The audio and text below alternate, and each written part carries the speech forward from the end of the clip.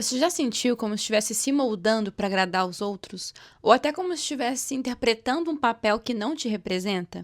Eu já me senti assim numa fase da minha vida e foi a fase que eu mais me afastei de mim mesma, sabe? Que eu me senti bem desconectada de quem eu sou.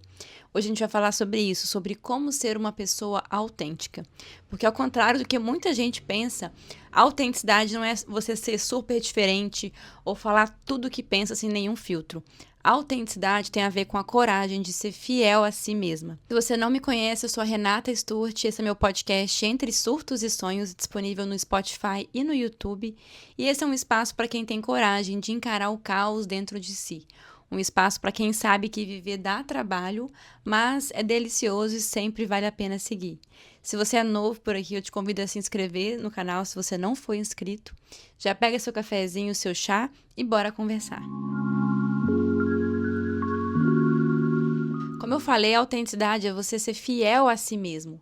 E para a gente poder ser fiel a si mesmo, a gente precisa primeiro se conhecer, né? Entender o que é importante para você, o que você valoriza, o que você não abre mão, para você ser fiel a isso na vida e nas relações.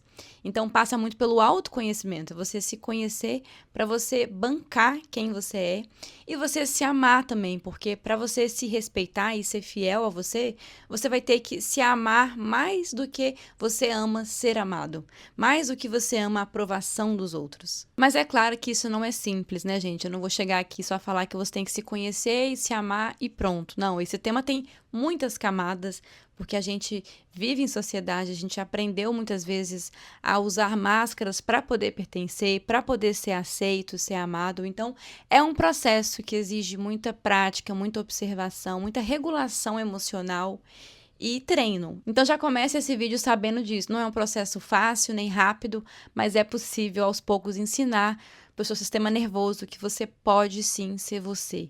E é um processo muito necessário, né? Porque pensa comigo, você é a única companhia que você tem garantida até o final da sua vida, até o seu último dia.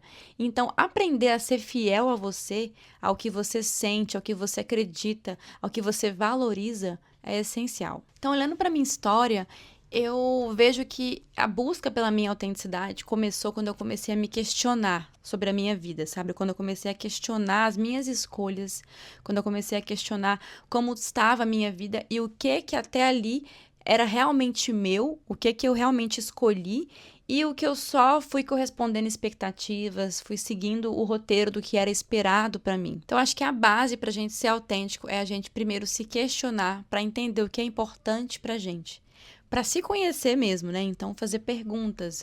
O que eu acredito? O que é importante para mim? Quais são os meus valores? Por que eu faço o que eu faço? Acho que essa pergunta é muito chave. É de um livro, inclusive, que chama Comece pelo Porquê, do Simon Sinek. E nesse livro ele fala muito para empresários, para líderes, mas também pode ser aplicado para a gente mesmo, como indivíduo, até porque nós somos o nosso maior empreendimento, né? Nosso primeiro empreendimento que a gente tem que gerir. Então, por que você faz o que você faz? E aqui eu não falo sobre as coisas que a gente tem que fazer porque a vida adulta exige, né? Então, pagar boleto, trabalhar. Mas aqui eu te pergunto sobre coisas que você escolhe fazer. Então, por que que você sai com as pessoas que você sai?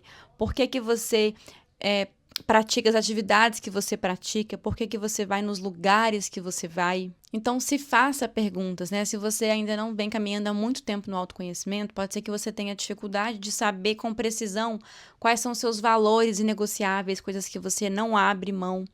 E aí, o que eu vou te falar é para você olhar para a sua história. Olhando para a sua história, você consegue entender quais os valores que foram moldados ali ao longo da sua trajetória. Então, é só você olhar os momentos marcantes ali, que foram marcantes por algum motivo positivo ou negativo, e que aquele momento moldou algum valor na sua história. Então, por exemplo, uma relação em que faltou confiança e você saiu daquela relação porque faltou a confiança, de repente, confiança é um valor muito forte para você, algo que você não abre mão. E você descobriu isso ao estar em uma relação que não tinha isso. De repente, em um trabalho em que você não foi ouvida como você gostaria de ser ouvida, ou não teve a liberdade que você gostaria de ter, se sentiu limitada. Então, de repente, liberdade é um valor forte para você. De repente, você viveu uma experiência que te ensinou muito, que você cresceu muito e conhecimento ou evolução virou um valor para você. Então, buscar sempre conhecimento e buscar evolução virou algo que você não abre mão e você tem que estar sempre fazendo isso na vida. Então, cabe a você entender aí quais são os seus valores para que você tenha esses valores como inegociáveis para caminhar pela vida, sabe? E aí vale você refletir também sobre momentos em que você se sentiu muito você mesma. Pode ser desde momentos da infância ali, em que você simplesmente fluía com alguma atividade, ou na sua vida adulta mesmo. Pense em algum momento, alguma coisa que você fez ou que você faz e que você se sente muito você, sabe? Você fala, caramba, isso aqui sou eu, sabe? Então, aquela chama, pensa nisso, porque esses momentos, essas atividades te dão pistas aí do que é essencial para você, do que você tem que bancar na vida. Então, além dessa investigação de você entender quais são seus valores, o que realmente é importante para você, é fundamental também você praticar uma autoobservação, de perceber como que você está se sentindo mesmo, né? Então, como que eu estou me sentindo hoje? O que me incomoda? O que me toca, me brilha os olhos, me empolga? Então, se observar mesmo, porque se eu não consigo me observar, me perceber como que eu estou me sentindo, como que eu vou ser fiel a mim mesma? Se eu estiver desconectada no automático, eu vou cair no padrão de simplesmente querer reproduzir um papel, de simplesmente querer agradar a outra pessoa, atender uma expectativa. Então, monitorar as suas emoções, né? Escrever diariamente, se possível, sobre elas, sobre as suas emoções, o que te ativam gatilhos, o que te incomoda e por aí vai. E a partir daí a gente vai para o terceiro ponto, então, que é como ser autêntico nas relações, né? Não tem como falar de autenticidade nas relações sem falar de autoexpressão. Eu acredito muito que é sobre a gente ser fiel, a gente se expressar com verdade. A gente ser fiel ao que está sentindo e se expressar com verdade sobre o que está sentindo, sobre o que está pensando, sobre o que acredita, sabe? Porque se eu não me expresso com verdade, se eu simplesmente desempenho ali um personagem, ou eu vou anulando o que eu estou sentindo, ou não consigo falar um não consigo manifestar alguma coisa que me machucou, isso vai gerando um conflito interno, né? Então, isso vai aos poucos te afastando de você mesmo, né? Então, não tem benefício em você não ser autêntica, porque além de você se afastar de você mesmo, do que é importante para você, você acaba mantendo pessoas que estão com você, não pelo que você é de verdade, mas pelo que você está ali performando. Às vezes, pelo que você está fazendo pela pessoa, porque às vezes está num papel ali, num personagem da boazinha, que só faça as coisas para agradar os outros.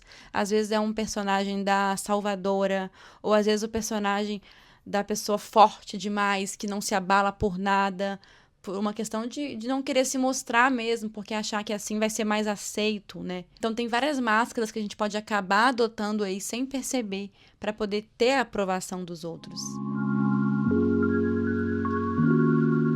E aí é muito importante também a gente entender quais são os nossos padrões nas relações. Então, é você entender qual que é a sua tendência nas relações. Qualquer relação, não só relação romântica, relação com amizades, com familiares. Qual que é a sua tendência?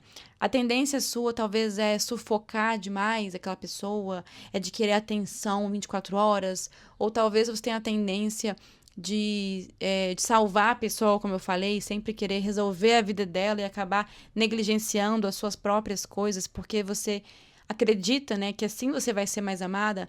É inconsciente, né, mas esses são os padrões que operam. Então, entender quais são os meus padrões nas relações. Eu costumo idealizar rápido as pessoas, eu costumo já conhecer uma pessoa e já colocar ela num pedestal e falar, essa é a pessoa. Então, entenda quais são os seus padrões nas relações, porque ao tomar consciência desses padrões, você vai conseguir estar mais presente para poder escolher como agir. Então, ao estar diante de uma situação em que você vê que estar prestes a repetir aquele padrão, você vai conseguir dar 2 passos para trás, respirar fundo e falar, não, eu não vou performar, eu não preciso salvar essa pessoa, eu não preciso agradar essa pessoa a todo custo. Ou eu não vou idealizar essa pessoa, eu vou enxergar ela como ela realmente é.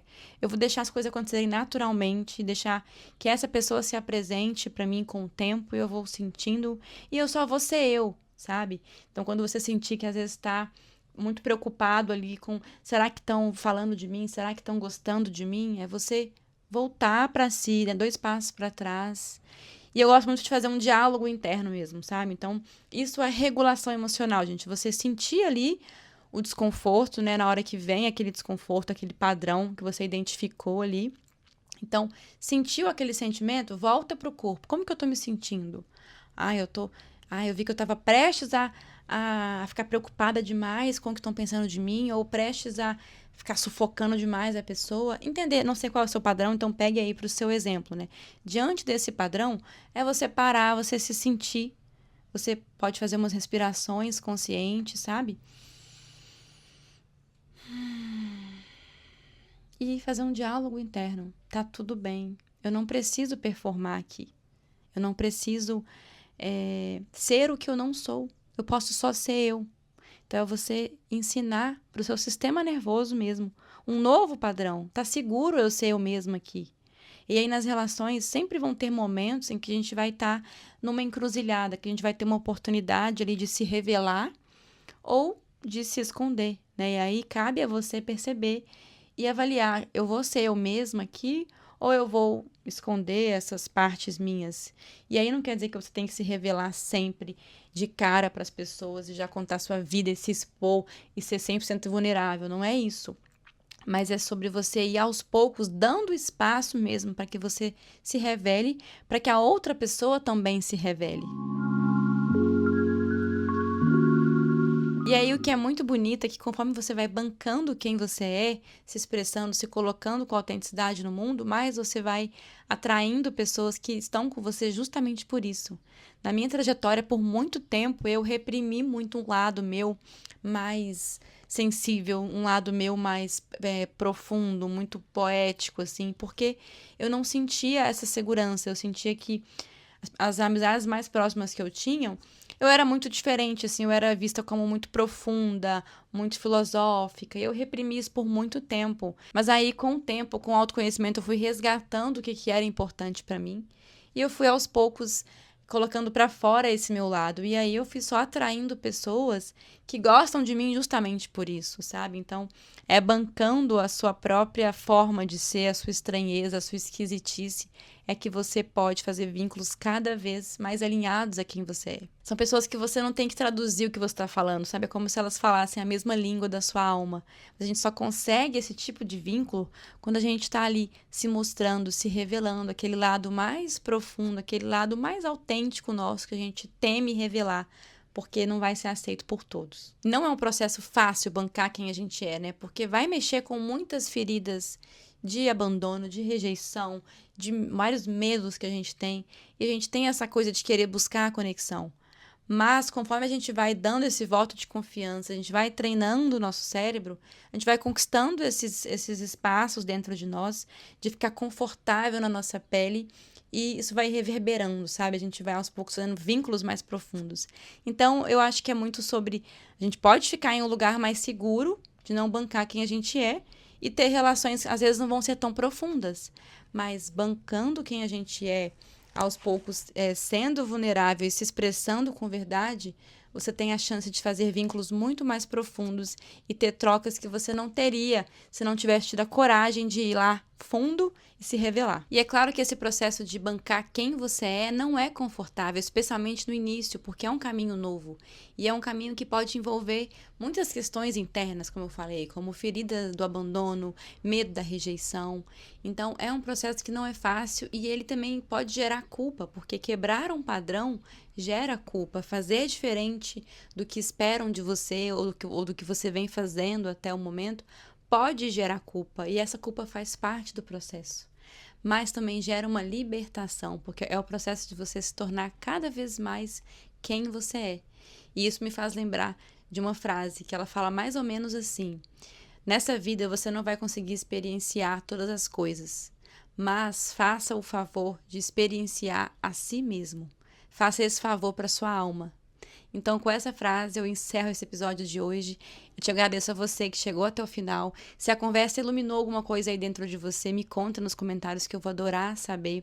Se você me vê pelo YouTube, eu te peço para deixar o seu like, se inscrever e ativar o sininho para não perder nenhum conteúdo.